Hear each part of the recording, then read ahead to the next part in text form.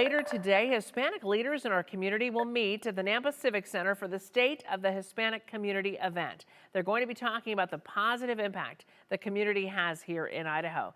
Brenda joins us now with more on that. And Brenda, you're going to be going to that event later today. What are the main topics that we can expect Idaho's leaders to be talking about there? Yes, Maggie. So the main purpose of the event is to inform the community of the values the Hispanic and Latino population bring to the state of Idaho.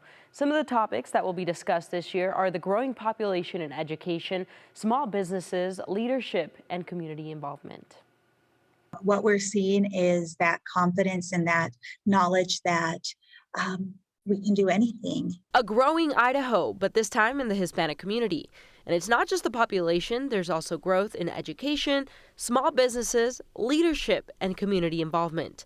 That will be discussed in this year's State of the Hispanic Community Address hosted by the Hispanic Chamber of Commerce. The purpose of having the State of the Hispanic Community is to really let our community at large, not just our Hispanic community, know about the value that our Hispanic community brings to the Valley.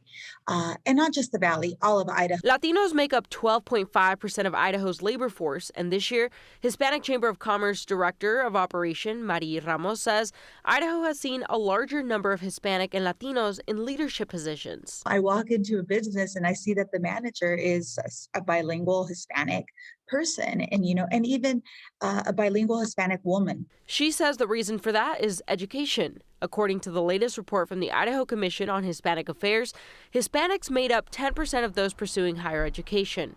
That's an 8% increase compared to 2013. Our culture is known to be hard workers, and the younger generation has that, the hardworking mentality. And then they also have the advantage of being bilingual, and they have the advantage of an education system here that makes it a lot easier for them to advance. The Hispanic Chamber of Commerce also recently received a grant from Idaho Connect Community Navigators.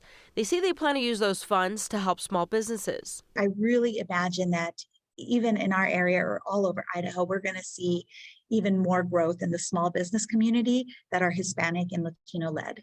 Ramos says the conference will also focus on the increase of community involvement, such as this week's 2C Kids Succeed program that lets our students know they matter and they are loved. We want to be a part of showing our kids, all of our kids, no matter their background or their family makeup or anything, that they are valued and loved. And I see our Hispanic leaders and our Hispanic businesses also joining in on those efforts.